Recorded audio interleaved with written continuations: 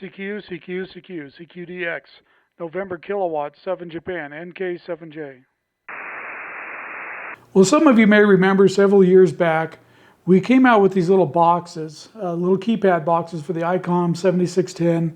They also work on the Kenwood TS-890. And we sold these from the channel. I think we were selling them for like 60 bucks a piece.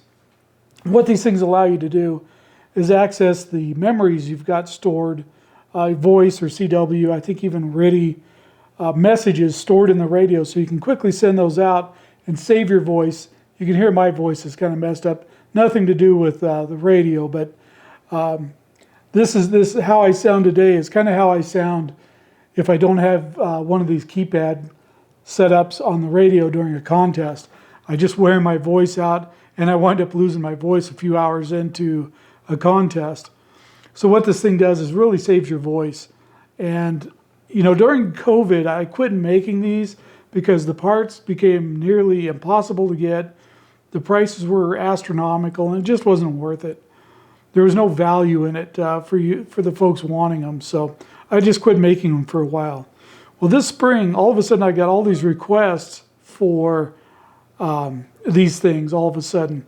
And I went and looked at the prices. They kind of leveled off. They haven't gone back to where they were before, and the shipping costs are still up. So I said, yeah, we could make some of these, but we're going to have to sell them for more than 60 bucks. So they're going to be 75 bucks a piece. And I've sold a few of them, and I've actually got some of these pre-made, and we'll get into that in just a minute. But I decided to change things up a little bit. I wanted a new adventure, so I took it upon myself to create a new design for these. One of the problems with the old design was they were generic, so if you used it on an ICOM, slots 1 through 4 were on the left on these black buttons, 5 through 8 were over here on the red. If you used it on a Kenwood, it was just flip-flopped. 1 through 4 was over on the red. So I wanted to make them more customized to each radio. The other thing I wanted to do was make it more customized for you guys. And so what I came up with, if you've wondered where I've been the last 2 or 3 months at least, I started out on this project. It started kind of small. Originally, I was just going to make custom boxes with maybe a call sign on them. Well, then I'm like, well, it needs some color to it. And then maybe we need custom circuit boards for these to make it more professional. So it started this big, long journey. As you can see on the computer behind me is CAD software. I had to learn CAD, had to learn all the 3D printer stuff, the slicer software. Then I had to go and learn how to design circuit boards. You know, my background's in electronics, but back when I went through tech school, we made some circuit boards, but you know, it was the old etch style and it was pretty slow. And so when I got to the point I needed, you know, I wanted these custom little circuit boards for a project. I'm like, well, I'll just have a company make these for me. Well, little did I know, you have to design it and come up with a Gerber file for them to make these things. So I had to learn circuit making software, all this stuff from scratch. So I've taught myself all this stuff with a lot of help from YouTube. And so we got to the point that I'm finally able to introduce a new product for you guys. These nice little keypads. It's got your call sign. Will have, you know, you can put your call sign in it. Lots of different color variations. It's all going to be on the website of what you can choose.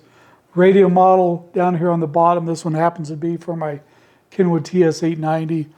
It will also work, you know, I've got a series out for the 7610. These will also work on the ICOM IC-705 series. Same kind of setup, it'll just say 705. Now, if you go look on the website, it will probably say 890 or 7610. I haven't made mock-ups of those 705s yet. I don't know if I will, but they're on the website if you want to order them for the 705. And it plugs into the keyer jack on the radio, and you just go in the menu and program it to say you want it to use an external keypad. So anyway, this is what we're looking at. And it just so happened, I think I've sold 3 of these things to folks that they just happened to email at a time that They're like, hey, do you still make those old keypads? I'm like, well, I'm switching to these new ones. If you can wait a couple weeks till my new circuit boards show up, I'll just sell you the new ones. So that's what we did. And then those went out the door earlier this week. The folks should be getting those today. So if you're interested in one of these new little keypads, I really like the way they turned out. I'm pretty partial to the blue color and the green. I don't know, those just really stand out to me. So you can go on hamhomestead.com and look at these and pick one up for yourself. Now the ones for the IC-7610, 705, and the Kenwood TS-890 are just plug and play. You take this little 3.5 millimeter jack and plug it into the keypad port on the 7610 or the 890 or the keyer port on the 705, and away you go. You're off to the races. And let me tell you, in my shack, when I'm contesting and sitting there calling CQ late at night, trying to get somebody to talk to on a kind of a semi-dead band, this thing gets used more than anything, probably even more than the radio. You know, the radio, usually I set it on a frequency and it doesn't get touched. I use this thing all the stinking time. I have for years, clear back to the Kenwood TS-590s. I made keypads for those too. And I can make keypads for TS-590. The only problem is it already has to have the VGS1 board from Kenwood in it. And evidently Kenwood has discontinued those boards, so it won't work without that board. And it also requires a little work on your guys' side too, which let's dive into that real quick. You'll see these on the website. This is for a Kenwood or an IC-7300. It'll also work on a 9700. The one drawback to this is they did not put a jack on the radio for this to plug into. So it has to go in through the mic jack. By the way, it'll also work on a IC-7100.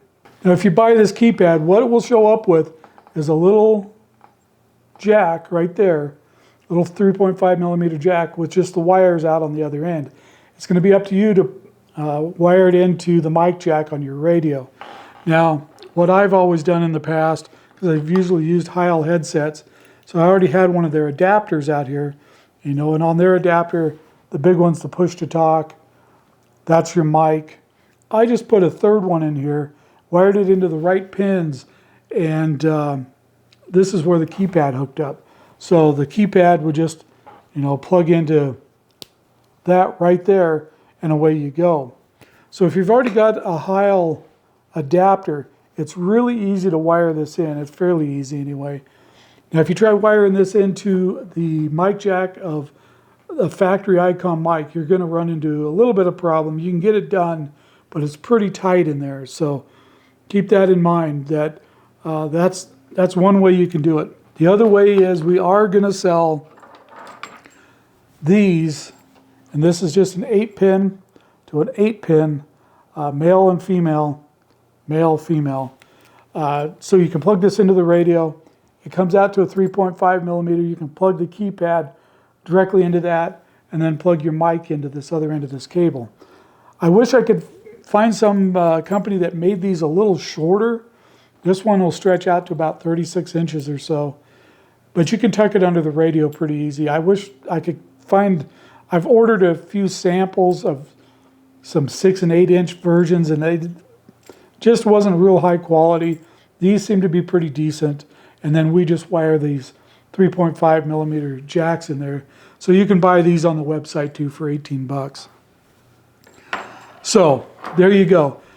Keypads for the 7300, 7610, 890, 705. We can make it for the Kenwood TS-590. I haven't put those on the website yet. If you're interested in one of those, email me. And I want to make sure you've got the VGS one. I don't want to sell those to folks if you don't have the VGS one installed in the radio. It'd just be a waste of money. So if you do have that, I'd be more than happy to make you one. They're more custom for those particular radios because they use a different value of resistor, and we had to come up with special boards for those. Those boards haven't showed up yet. The boards for the 7300s haven't shown up yet either. They should be here next week, I'm hoping. So You know, and we tried to do this. We could come up with a really cheap version of these, you know, where we farmed all this out to some overseas company and they made it, most of it in a factory, and we just threw it in a box. You know, we could make a really cheap version of these things, but it would be cheap. And so we wanted something that was made here in Oregon. And, you know, the only thing we're bringing in is the boards. I had those, somebody else make the boards, obviously. I don't have the equipment to make the boards here, but the rest of it's assembled here. The color, that was quite a chore. We tried doing it with 3D printing, with different filament. I didn't like the way it turned out. It looked really cheap. And so I decided not to do it that way. It would be a lot less time consuming if I did it that way for me. But I like the way I'm doing it here. The resin setup in there, it's got a lot more pop to it. It just looks better. So that's the way we're going with this. It cost a little bit more. It cost me a lot more time to make them this way. But I think it's a better product. It's definitely a better looking product. So if you're interested in these, you can find these hamhomestead.com. Originally, the pricing I put on there was for the way I was doing the resin in these, which was very, very time consuming. So I found a better way to do it. It's not quite as time consuming. It's still time consuming, but not as bad. So I think these are on there for like 90 bucks.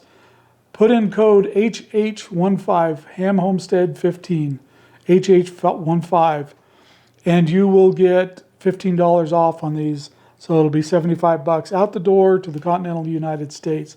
If you want one of these overseas, before I had people asking me about it, and I couldn't find a good way to get them shipped without costing a fortune. We've figured that out now. We can ship these overseas for 15 bucks. So if you're an overseas customer, international customer, $15, and we'll get one of these shipped to you as well. So just use that code HH15. I don't know how long we're going to keep that code active, at least for a month or two.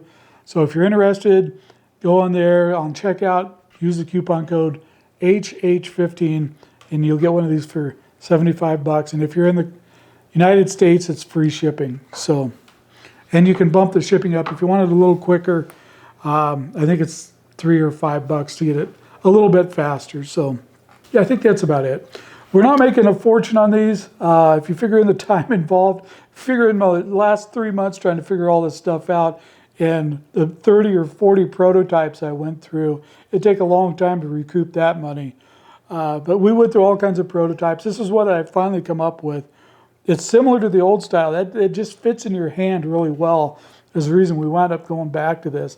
I tried other styles. I even tried a circular style, and I didn't like it at all. I played around with it. It just didn't feel right. This feels right. It's got just the right level or thickness to it. Yeah, I really like this setup. And just in case anybody's curious, on the back, yes, we use torque screws. No, it's not a conspiracy why we're using torque screws. We don't care if you get into this thing or not. It's just that the Torx don't cam out like Phillips do. So I wound up using Torx on the back of these. So if you see Torx, it's not a big conspiracy trying to keep you out of the box. It's just they work better. Okay, that's about it. I hope some of you guys enjoy these things if you're in the market for one. That's about it for today. Thanks for watching, and we'll see you on the next video. Hopefully at some point my voice comes back.